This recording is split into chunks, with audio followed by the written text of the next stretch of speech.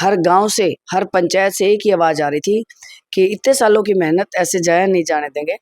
तो गांव दर गांव, खरकड़ा, बड़म्बा, भरान और होते हुए सभी तीनों गांव की पंचायतें हर 42 के 42 गांव की पंचायतों के पास गई और धीरे धीरे धीरे धीरे काफिला पंचायतों का बढ़ता चला गया।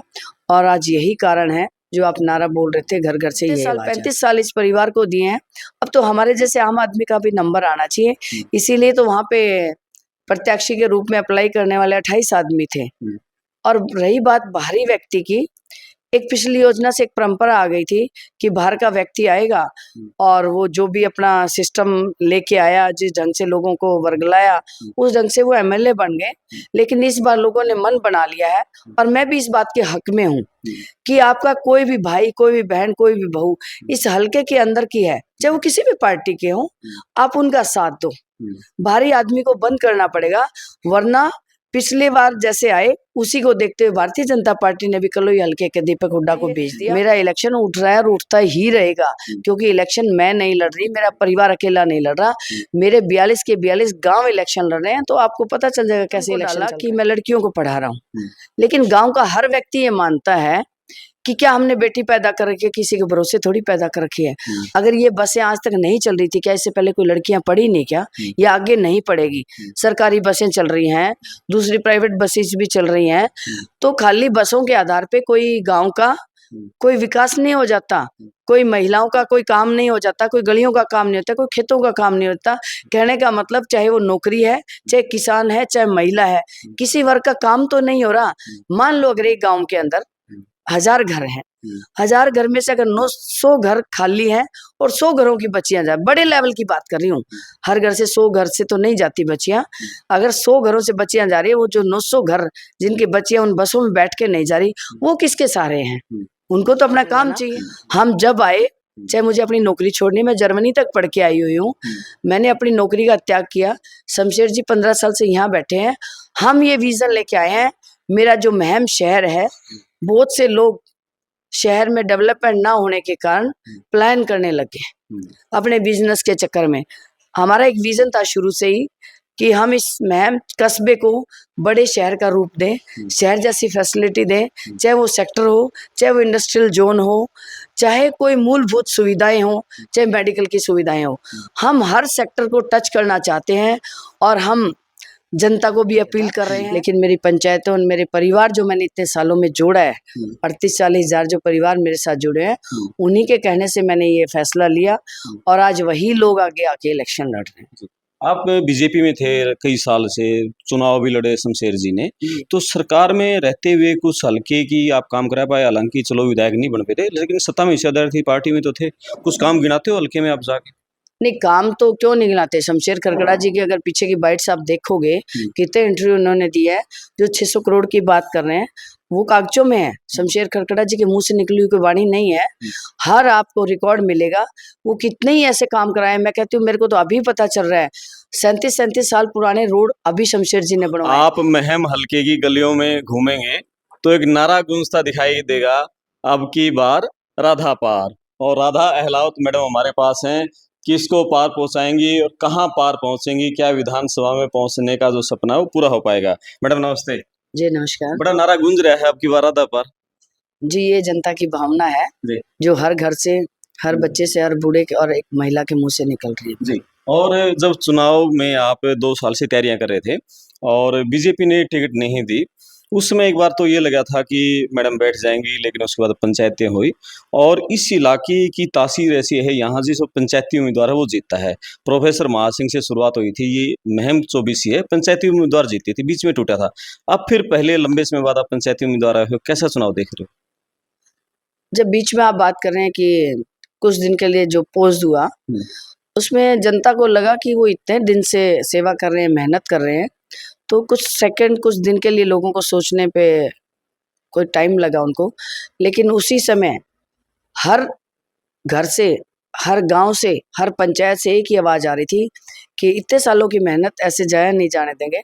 तो गांव दर गांव, खरकड़ा, बड़म्बा, भरान और होते हुए सभी तीनों गांव की पंचायतें हर 42 के 42 गांव की पंचायतों के पास गई और धीरे धीरे धीरे धीरे काफिला पंचायतों का बढ़ता चला गया।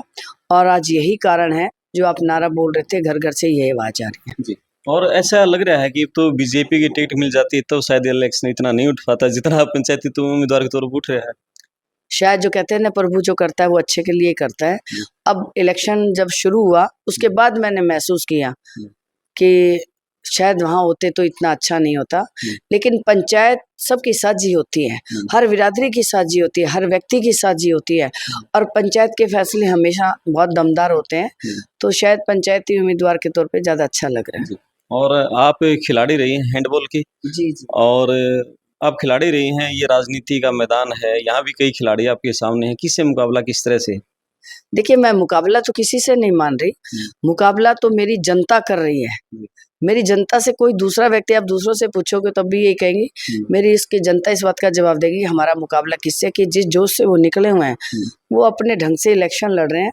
मुकाबला तो 5 तारीख को वोट डालने के बाद ही पता चलेगा। और जिस तरह से आप भाषण देते हो इतना जोशीला, लोगों में चर्चाएं हैं कि मैडम 2014 में मैदान में आती तो अब तक विधानसभा पहुंच चुकी होती। नहीं भाई, मैं अपनी जनता से यही कहना चाहती हूँ कि जो बात बीत गई है उससे हमें कुछ सबक लेके अब जो हमें और मजबूती से इलेक्शन लड़ना चाहिए। दमदारी तो शायद इंटरनल होती है, लेकिन लोगों का प्यार और जोश देख के आदमी के अंदर और आत्मविश्वास आ जाता है। किस तरह का चुनाव देख रहे हो, क्या मुद्दे हैं इस चुनाव में? महम में ये मैंने देखा कि लोगों से पूछे भी क्या मुद्दे हैं, लोग बोले भी मुद्दे मादे कुछ नहीं, आड़ तो बैल चल रहा है एक तरफ, जिस तरफ हो चल पड़े उसको जिताना ही जिताना। हाँ बिल्कुल, मेरे सामने भी बहुत से सवाल है, कहते अब आपसे कुछ नहीं करना, ना कुछ कहना आप लोगों को, बस एक बार हमें इलेक्शन लड़ना है, इलेक्शन जीतना है, इस लहर के साथ वो लगे हुए हैं। और आप सही भी कह रहे हो, लोगों की भावना भी ऐसी होती है थोड़ा सा कि कौन किसके साथ चल रहा है, कौन किसको जिता रहा है, कौन जीत रहा है, तो इस तरह के समीकरण यहाँ हमेशा से रहे हैं। जी। और एक तरफ बलराज कुंडू हैं, एक तरफ बलराम दांगी हैं, और दांगी के लिए हुड्डा बाप बेटा हल्के में लगातार घूम रहे हैं। 3 बार दीपेंद्र आ लिया, भूपेंद्र हुड्डा लिए, आज भी लाखन माजरा में दीपेंद्र हुड्डा है। इतनी मेहनत क्यों करनी पड़ रही है बाप बेटा को? जब आप समझ सकते हैं, अब मीडिया के लोग हैं, जब एक प्रत्याशी के लिए बहुत बड़े बड़े नेता, बहुत चेहरे, वो भी बिल्कुल जैसे पंचायतों में और डोर टू डोर टाइप का सिस्टम करना पड़ जाए, तो समझ लो प्रत्याशी की कहीं ना कहीं कमजोरी तो है। और खरकड़ा जी अलग टीम लेके निकल रहे हैं, आप अलग टीम में निकल रहे हैं, और मैं देख रहा हूँ कि गांव में लोग बहुत निकल रहे हैं आपके लिए, पंचायती उम्मीदवार हैं, गांव-गांव जा रहे हैं। इसका कितना असर पड़ेगा, जो पंचायतें के जो आगे निकली हैं, वो उसका चुनाव में कितना असर देखते हो आप? ये जनमानस की भावना है, सोच रहे कि हम उस पंचायत से हैं, दूसरे गांव की पंचायत है, तीसरे गांव की पंचायत है, तो पंचायती तौर पे गांव-गांव से लोग निकल रहे हैं। उसका असर तो होगा ही, क्योंकि हम लोग जो परिवार के लोग हैं अलग-अलग फील्ड में अपना-अपना काम कर रहे हैं, लेकिन एक प्रत्याशी के साथ हर पंचायत का आदमी निकल के आए, ऐसी लोगों की स्ट्रेटेजी है ये, कि हर व्यक्ति चुनाव के अंदर है और चुनाव मैदान में चुनाव लड़ने के लिए तैयार है, यही भावना लेके सब लोग निकले। और शायद ये महम का ऐसा पहला चुनाव होगा जिसमें कोई महिला इतनी दमदार मजबूती अपनी उपस्थिति दिखा रखी है चुनाव में, शायद ऐसे कोई महिला नहीं आई होगी पहले। नहीं, इस ढंग से शायद नहीं आई जो इतनी मजबूती से। मेरी मजबूती क्या है, मेरी जनता मजबूत है। मैंने तो जैसे पहले बोला, आपने मेरा इलेक्शन लड़ने का मैंने इरादा छोड़ दिया था, लेकिन मेरी पंचायतों और मेरे परिवार जो मैंने इतने सालों में जोड़ा है, 38-40 हजार जो परिवार मेरे साथ जुड़े हैं, उन्हीं के कहने से मैंने ये फैसला लिया, और आज वही लोग आगे आके इलेक्शन लड़ रहे हैं। आप बीजेपी में थे कई साल से, चुनाव भी लड़े शमशेर जी ने, तो सरकार में रहते हुए कुछ हल्के की आप काम करा पाए? हालांकि चलो विधायक नहीं बन पाए थे, लेकिन सत्ता में हिस्सेदार थी, पार्टी में तो थे, कुछ काम गिनाते हो हल्के में आप जाके?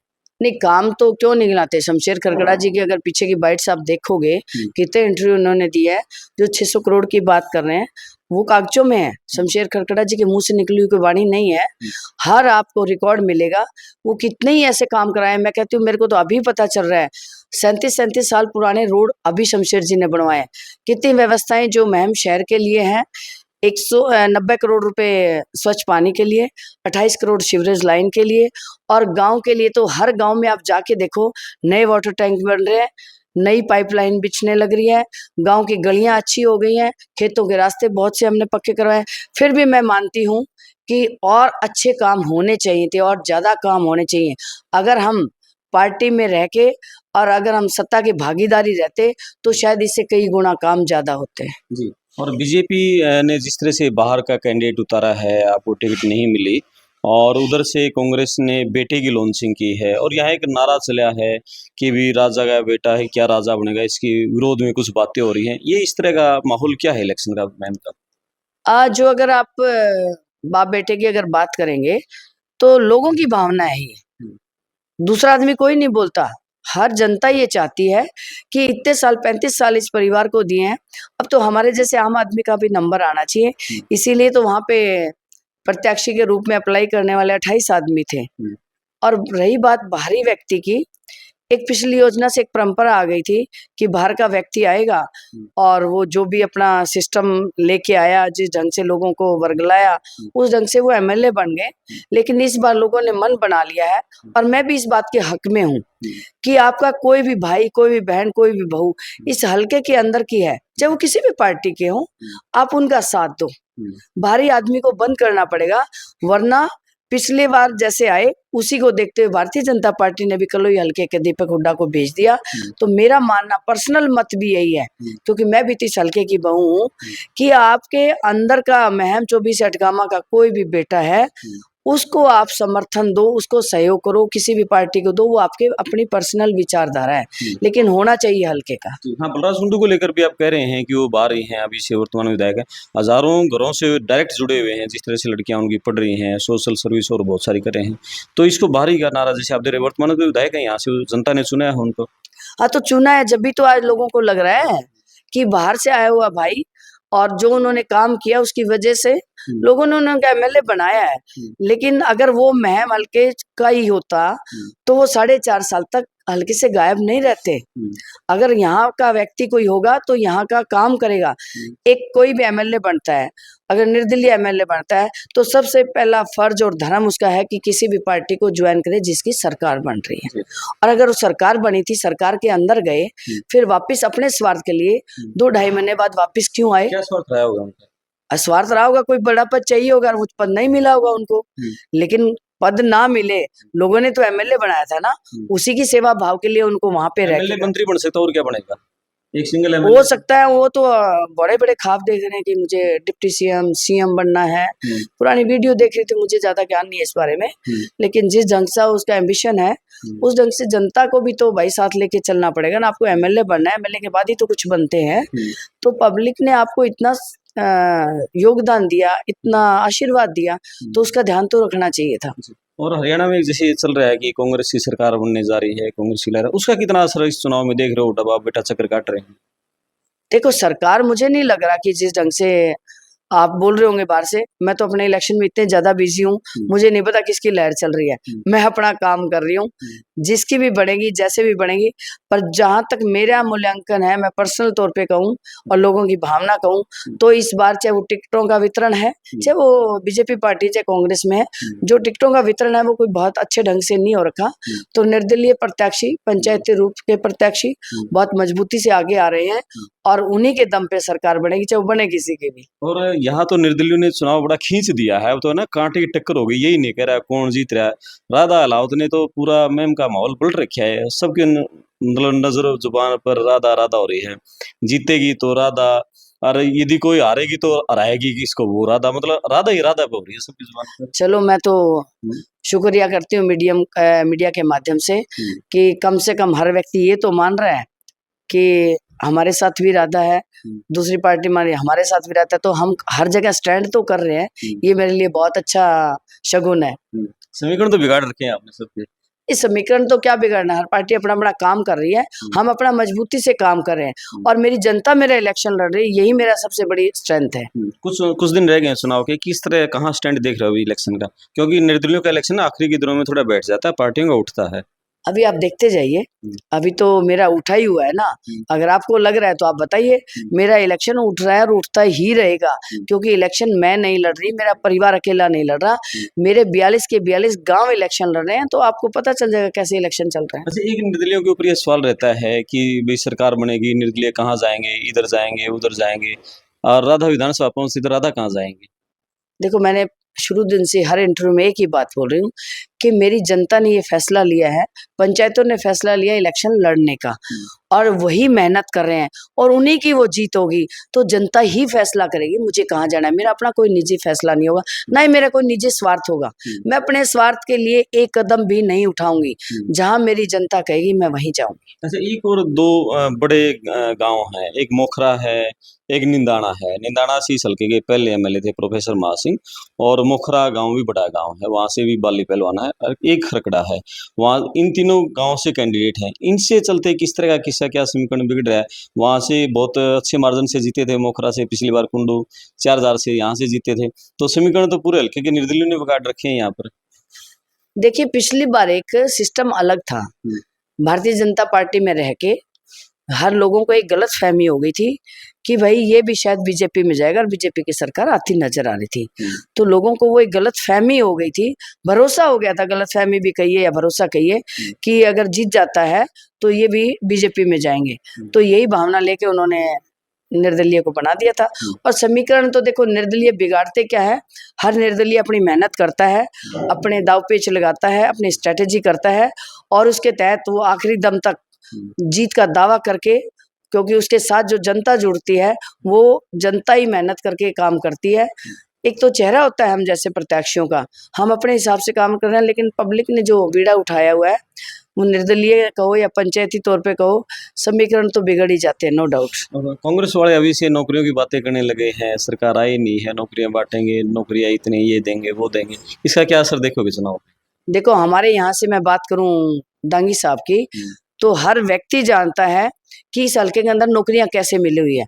वो नौकरियां जिनको मिली हुई है, जिनको नहीं मिली, वो लोग भी तो रो रहे हैं। लेकिन आज हर एक पढ़ने वाला बच्चा चाहता है कि मुझे कोई सिफारिश की जरूरत ना पड़े। लेकिन दांगी साहब ने जिस ढंग से नौकरियां दे रखी है, वही खिलाफत तो दांगी साहब को दुखी कर रही है। वही दुखी कर रही है। और आप महिला हैं, महिला शक्ति आपके साथ हम देख रहे हैं, हर चौपाल में बहुत महिलाओं की भीड़ रहती है। बलराज कुंडू ने बहुत सारी लड़कियों को पढ़ाया है, हायर एजुकेशन दिलाई है, तो ये महिला वाला समीकरण किस तरह से अपने पक्ष में देखोगे आप? देखिए, जो आप कुंडू जी की बात कर रहे हैं, उन्होंने एक सिस्टम को डाला कि मैं लड़कियों को पढ़ा रहा हूँ, लेकिन गांव का हर व्यक्ति ये मानता है कि क्या हमने बेटी पैदा कर रखी है, किसी के भरोसे थोड़ी पैदा कर रखी है। अगर ये बसें आज तक नहीं चल रही थी, क्या इससे पहले कोई लड़कियां पढ़ी नहीं क्या, या आगे नहीं पढ़ेगी? सरकारी बसें चल रही हैं, दूसरी प्राइवेट बसेस भी चल रही हैं, तो खाली बसों के आधार पे कोई गांव का कोई विकास नहीं हो जाता, कोई महिलाओं का कोई काम नहीं हो जाता, कोई गलियों का काम नहीं होता, कोई खेतों का काम नहीं होता। कहने का मतलब, चाहे वो नौकरी है, चाहे किसान है, चाहे महिला है, किसी वर्ग का काम तो नहीं हो रहा। मान लो अगर एक गांव के अंदर 1000 घर हैं, 1000 घर में से अगर 900 घर खाली हैं और 100 घरों की बच्चियां जाए, बड़े लेवल की बात कर रही हूँ, हर घर से 100 घर से तो नहीं जाती बच्चियां। अगर 100 घरों से बच्चियां जा रही है, वो जो 900 घर जिनकी बच्चियां उन बसों में बैठ के नहीं जा रही, वो किसके सहारे हैं? उनको तो अपना काम चाहिए, उनको अपना विकास चाहिए। ये 100 घरों की बच्चियों को लेके जो इमोशनल कार्ड उन्होंने पिछली बार खेला, मैं कहती हूँ काठ की हांडी बार बार नहीं चढ़ा करती।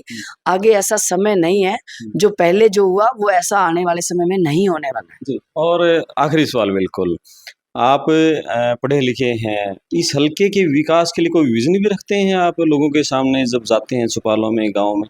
क्या इस इलाके का पूरे हल्के में घूम चुके हैं, किन चीजों की जरूरत है इस इलाके को?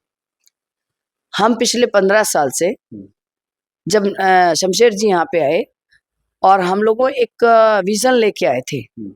हम कोई राजनीति के तौर पे राजनीतिक लाभ लेने के नहीं आए।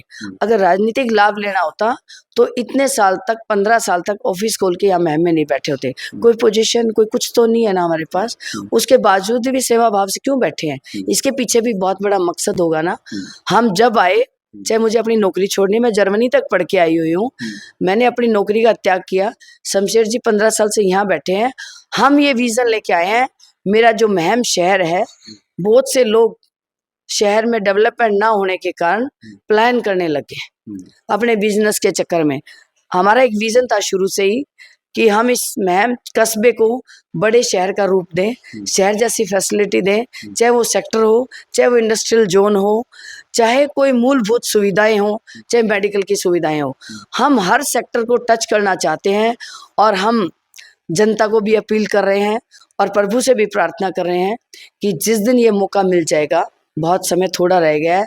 मैं ये सारे के सारे काम करवाने का विजन लेके आया हूँ और लेके आई हूँ, और जो कि मैं करना भी चाहती हूँ। इतनी मेहनत, इतनी ऊर्जा, सुबह 8 बजे से लेकर रात को किस टाइम तक चलता है? क्या दिनचर्या रहती है? इतनी एनर्जी कहाँ से लेके आते हैं? देखो, समय का तो कोई लिमिट नहीं है, सुबह से लेकर रात को 2 भी बज जाएँ, 1 भी बज जाए, ऐसा कोई समय नहीं है। एक तो मैं खिलाड़ी रही हूँ, दूसरा मैं आध्यात्मिक हूँ। मैं मेडिटेशन करती हूँ, मैं 3:30 बजे उठ के हर रोज़। मैंने ऐसा अभी भी ऊर्जा तो इलेक्शन में जी, भी? जी, अभी भी मुझे चाहिए, अभी थोड़ा टाइम मिलता है। पहले तो 2-2 घंटे करती थी, लेकिन अब 15-20 मिनट। कहने का मतलब मेरी आत्मा को भूख लगती है, तो मुझे ध्यान साधना करना ज़रूरी है मेरे लिए। बहुत जी। जी, बहुत धन्यवाद और हमारी शुभकामनाएँ आपके साथ हैं। मैडम राधा अलावत महम से सबके पसीने छुड़ाए हुए हैं और राधा-राधा हो रही है। राधा क्या पार पहुँचेगी यहाँ से, महम से पार पहुँच के विधानसभा पहुँचेगी या फिर किसी दूसरे को नुकसान पहुँचाएगी? आप अपने कमेंट्स लिखें कि महम का चुनाव आज किस पोज़ीशन पे खड़ा है, क्योंकि हुड्डा बाप-बेटा महम हलके में लगातार चक्कर काट रहे हैं। बलराज कुंडू पिछली बार 12,000 से जीते थे, इस बार भी समीकरण उनके बिगड़ते हुए दिख रहे हैं। क्या महम हलके का समीकरण है? कमेंट्स करके बताएँ।